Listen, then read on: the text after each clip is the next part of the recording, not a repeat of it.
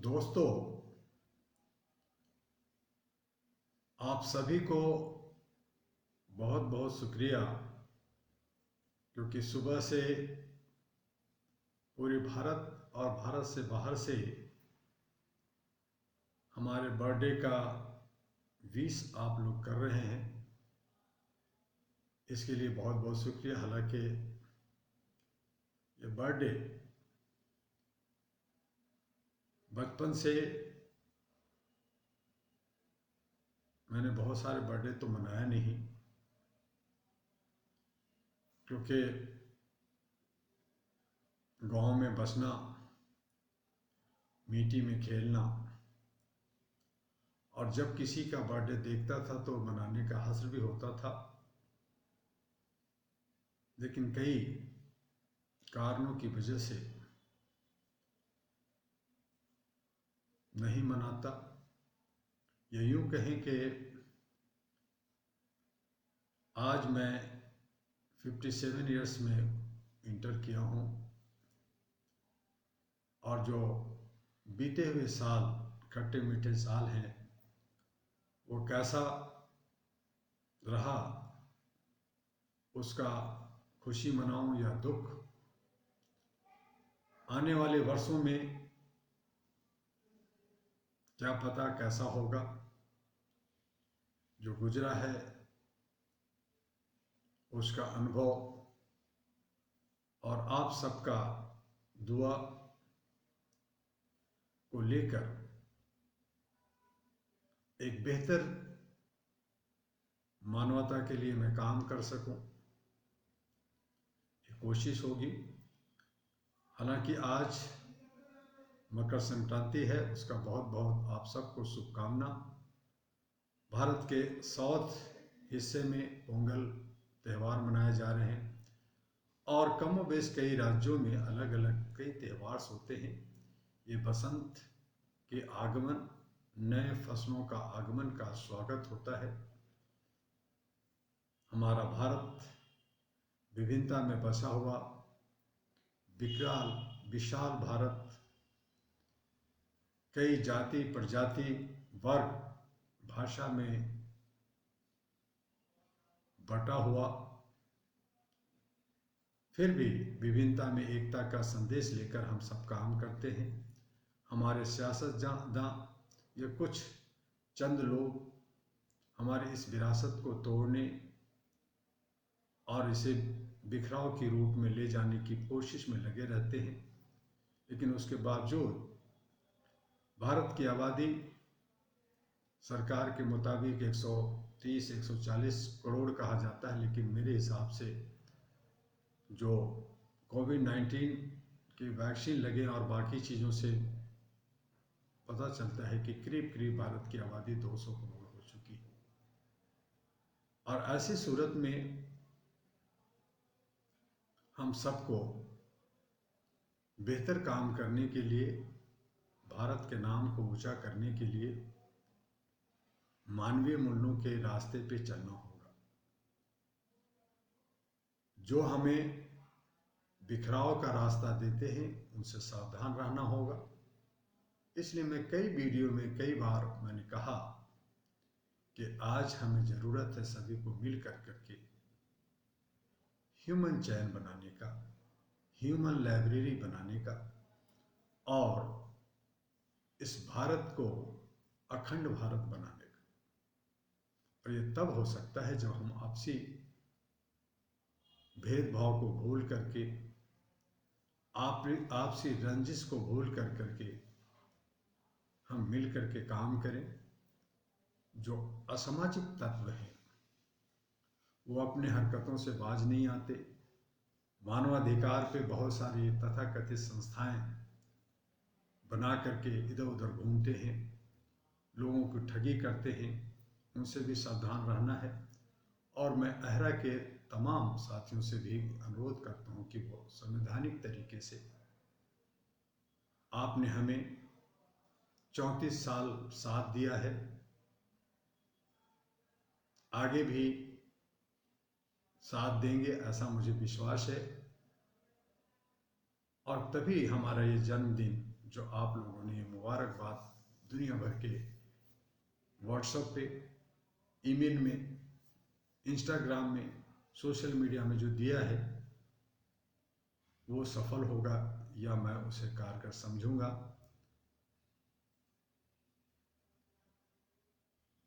आज न सिर्फ हमारे बर्थडे, हमारे जन्मदिन की मुबारकबाद की बात है, बल्कि अहरा को एक नई ऊंचाई, एक नई बुलंदी देने के लिए जितने भी हमारे ह्यूमन राइट्स से जुड़े हुए लोग हैं वो अपना 22-23 या आगे का रिन्यूअल कराएं, ज़्यादा से ज़्यादा सदस्य बनाएं।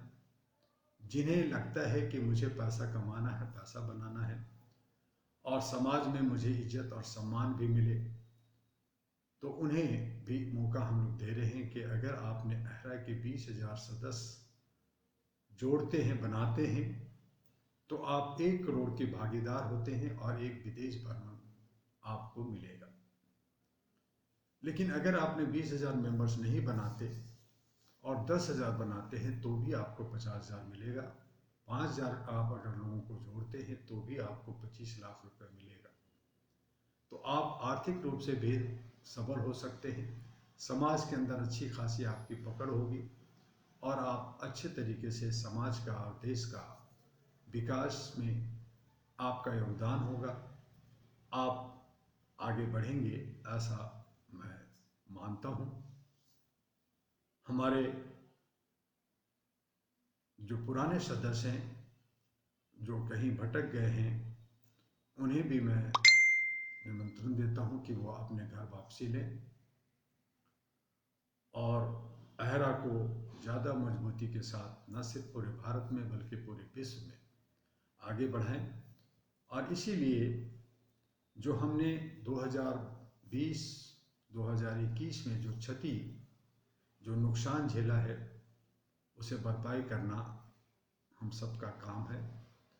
और 2022 में ही अहरा अंतर्राष्ट्रीय कार्यक्रम अमेरिका में करने जा रहा है। पिछले 2 साल से हम उसकी तैयारी में थे, लेकिन कोविड-19 की वजह से हम आगे नहीं बढ़े। लेकिन आज हम चाहते हैं कि हालात ठीक हो, लोग स्वस्थ हों और बाहर हम लोग कार्यक्रम को कर सके। अमेरिका, न्यूयॉर्क के बाद दूसरे देशों में भी कार्यक्रम हम लोग रखेंगे। भारत के 36 राज्यों में हमारे जितने भी 750 जो यूनिट्स हैं, सेंटर्स हैं, वो कमोबेश अपना काम करते रहते हैं, बड़ा अच्छा काम करते हैं। कलकत्ता के हमारे 365 सेंटर बहुत सक्रिय रूप से काम कर रहे हैं। झारखंड आदिवासी बेल्ट में हमारे एक विक्रम हैं जो बड़े अच्छे काम कर रहे हैं। तो इस तरह से हमारे, चाहे वो कोल्हापुर हो, शोलापुर हो, चाहे आंध्रा हो, चाहे कर्नाटका हो, सभी लोग कमोबेश कुछ न कुछ करते रहते हैं और उन्हें हम तहे दिल से साधुवाद देते हैं। वो सभी अपने वीडियो, अपने पेपर कटिंग अहरा हेडक्वार्टर में भेजें। उसे हम लोग 4 वेबसाइट के ऊपर और विभिन्न तरीके से विश्व के विभिन्न हिस्सों में पहुंचाने का काम करेंगे। आज अहरा का हेडक्वार्टर जो 1/24 केएमटी भवन में चल रहा था पिछले 22 वर्षों से, वो चलता रहेगा। उसके साथ साथ एक और नया office U137 street number 3 Shakarpur near metro station Laxmi Nagar शुरू किया। मेरी दिली चाहत थी कि इसका उद्घाटन हम अपने सभी सदस्यों को, सभी ऑफिसरों को बुला कर करें, लेकिन ऐसा हम करने में अभी असमर्थ हैं चूँकि कोविड-19 का प्रकोप अभी भी चारों तरफ फैला है। दिल्ली अभी बहुत डिस्टर्ब है, कई जगह लॉकडाउन है और लोगों का आना जाना बहुत मुश्किल है। मैं भी लगातार कई बार बीमार भी रहा, उसके बावजूद आपकी सेवा में तत्पर हूँ और तत्पर रहूँगा। तो आप सभी जो लोग दिल्ली आना चाहते हैं, थोड़ा सा रुक करके आप आएँ और यहाँ से जो लिटरेचर या जो कुछ भी आपको गाइड मिलता है उस पर काम करें और अपने साथियों को भी गाइड करें और ज़्यादा से ज़्यादा एक ह्यूमन चेन बनाते हुए, मैंने पहले भी कहा था कि जो सदस्य हैं वो ऑफिसर बनना चाहते हैं तो वो अपने 10 लोगों को इकट्ठे कर करके एक सेंटर्स डेवलप करें। जो सेंटर्स डेवलप करेंगे, अगर वो चाहते हैं कि मैं कोऑर्डिनेटर बनूं तो एक कोऑर्डिनेटर के अंदर 10 सेंटर्स होते हैं और वो 10 ऑफिसरों का देख रेख करता है। वो कोऑर्डिनेटर थोड़ा और आगे बढ़ना चाहता है तो वो 20 सेंटर का निर्माण करेंगे, 20 सेंटर पे कमांड करेंगे और वो गवर्नर कहलाएंगे। और इसी तरह से 30 सेंटर के कमांड और बनाने पे एम्बेसडर होते हैं, 40 पे ग्रैंड एम्बेसडर होते हैं, 50 पे पीस एम्बेसडर, और उसके बाद नेशनल कमेटी में उनकी एंट्री होती है। ऐसा इसलिए किया गया है कि आप नीचे से लेके ग्रास रूट से लेके ऊपर तक मानवीय मूल्यों को समझ सके, अहरा को समझ सके, इनके सारे कार्यविधियों को समझ सके और आप सशक्त रूप से सही तरीके से, संवैधानिक तरीके से मानवता के लिए, ह्यूमैनिटी के लिए, इंसानियत के लिए काम कर सके।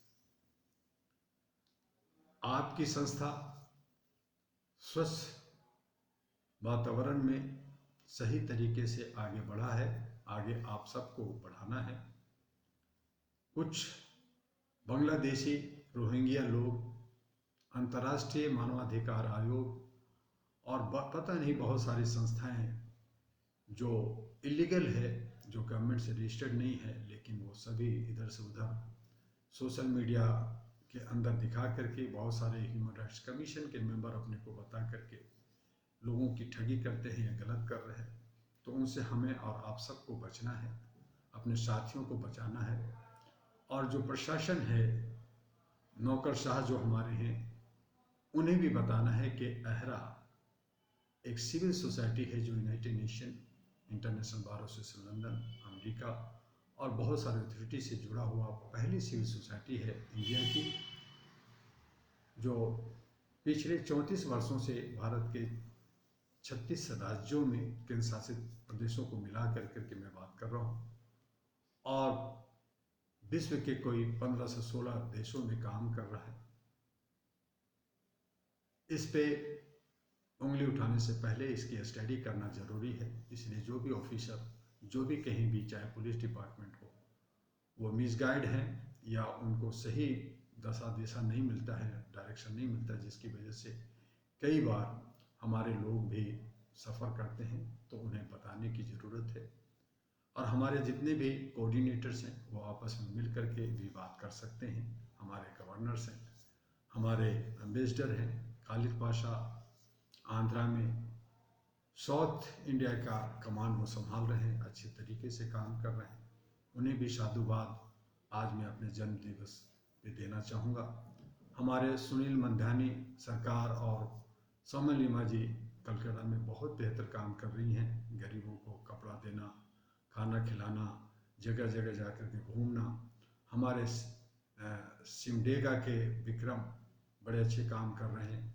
हमारे आंध्रा तेलंगाना के बहुत सारे साथी, बहुत सारे हमारे जो ऑफिसर्स हैं, दिल जान से कोविड-19 में लोगों की सेवा में लगे रहे, वो सभी साधुवाद हैं।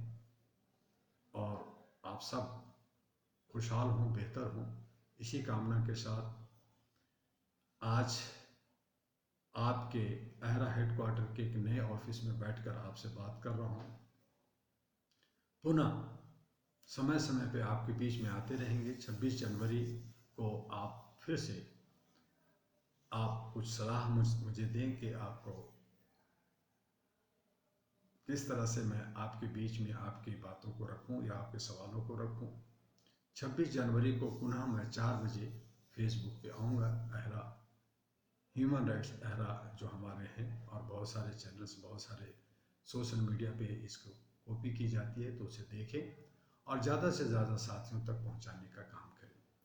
आज जो समाज के अंदर जो हमारे जो राजनीतिक लोगों ने जो रूप हमारे देश को दिया है वो बहुत ही विकट है।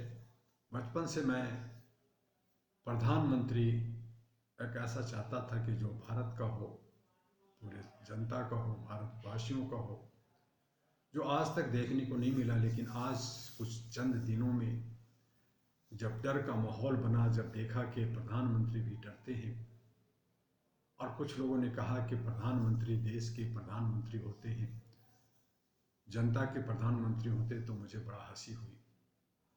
वो इसलिए मुझे आश्चर्य हुआ कि अगर देश के प्रधानमंत्री देश के प्रधानमंत्री है, पूरी जनता का प्रधानमंत्री है, तो उन्हें किसी पार्टी का प्रचार नहीं करना चाहिए। वो संवैधानिक पदों पे अगर रहते हैं तो उनके लिए सारा भारत के हर नागरिक उसका ध्यान रखते हुए उनको जात पात ऊंच नीच वर्ण से ऊपर उठ करके मानवता इंसानियत के लिए काम करना चाहिए। और अगर ऐसा नहीं है तो राष्ट्रपति और गवर्नर भी पार्टी पॉलिटिक्स करें, पार्टियों का हो, तो चंद पार्टियों का, चंद ग्रुप का हमारे देश के अंदर प्रधानमंत्री और संवैधानिक लोग या चीफ मिनिस्टर होते हैं। और अगर संवैधानिक है तो एक और मांग हमारी है कि भारत के अंदर प्रधानमंत्री का चुनाव जनता के द्वारा डायरेक्ट हो, चीफ मिनिस्टर का चुनाव जनता के द्वारा हो, जो जनप्रतिनिधि चंद लोग 544 में 272 लोग मिलकर करके एक प्रधानमंत्री बनाते हैं और उनके अंगभक्ति करते हैं। चीफ मिनिस्टर भी कुछ इसी तरह से होता है। तो इससे देश का, समाज का कल्याण नहीं होता। वो एक वर्ग का काम करते हैं, एक पार्टी के लिए काम करते हैं, जो ठीक नहीं है। तो पार्टी लेस पे बहुत सारे लोग आवाज़ उठाते हैं। तो मेरा ये कहना है कि जनता अपनी सरकार बनाए, अपने लोगों को चुने, अपने आसपास के लोगों को, ईमानदार लोगों को चुने, चाहे वो किसी भी पार्टी से हो या पार्टी से ना हो। लेकिन व्यक्ति विशेष को अगर चुनते हैं तो मैं समझता हूँ कि देश का एक अलग ही रूप देखने को मिलेगा। मेरे दोस्तों, अभी 5 राज्यों में चुनाव फरवरी में है। 10 मार्च को इसका रिजल्ट आएगा। इसका असर भारत पे पड़ेगा। कहाँ, किस करवट जनता क्या सोचती है, पार्टियां क्या सोचती है और हमारा देश किस तरफ जाएगा। लेकिन देश अभी आर्थिक रूप से बहुत कमज़ोर हुआ है, बेरोजगारी बढ़ी है, हमारे बीच में नौजवान इधर से उधर छटपटा रहे हैं, कहाँ जाएं। एजुकेशन बहुत नीचे तक में चला गया है। ऑनलाइन में बच्चे वो शिक्षा नहीं ले पाते जो गुरु के पास ज्ञान उन्हें मिलता है। तो इस तरह से हमारा देश का जो विकास होना था वो बहुत ही पीछे जा रहा है। जहाँ हमें जाना था, जापान जो हमसे 20 साल बाद आज़ाद हुआ, पूरे विश्व का आज विकसित देश कहलाता है। भारत विभिन्नता में, जहाँ पे खनिज पदार्थ और किसी तरह की कोई कमी नहीं है। हम लोग खेती, कृषि प्रधान देश भारत कहलाता है। और भारत कभी अखंड भारत था, जिसके अंदर पाकिस्तान, अफगानिस्तान, बांग्लादेश, श्रीलंका, मालदीव, ईरान, इराक, वहाँ तक हमारा राज्य था। हम एक देश था और वो देश टुकड़े टुकड़े होकर के आज भी भारत विशाल है। जो बचा हिस्सा है वो हमारा है और हम इसे बेहतर बनाने के लिए मानवीय मूल्यों के साथ बढ़ते हुए, अपने सांस्कृतिक धरोहर को समेटते हुए विश्व गुरु बनने के लिए, विश्व में अपना परचम फहराने के लिए ज़रूरी है कि मानवीय मूल्यों को हम प्रतिष्ठापित करें, इंसानियत, ह्यूमैनिटी पे काम करें। और इसके लिए अहरा बार बार आपसे रिक्वेस्ट करती है कि आप ह्यूमन चैन बनाइए, 10-10 लोगों का टीम बना करके काम कीजिए। आपके काम में किसी तरह का रुकावट नहीं आएगी। आपको जितना हो सकता है हम लोग गाइड करेंगे और इस तरह से पूरे भारत में नहीं, पूरे विश्व में आप अहरा का झंडा फहरा सकते हैं। आज बस इतना ही। फिर मिलेंगे 26 जनवरी को 4 बजे। नमस्कार, जय हिंद। आपका डॉक्टर एमी दुआ, अहरा एनपी का राष्ट्रीय अध्यक्ष। नमस्कार।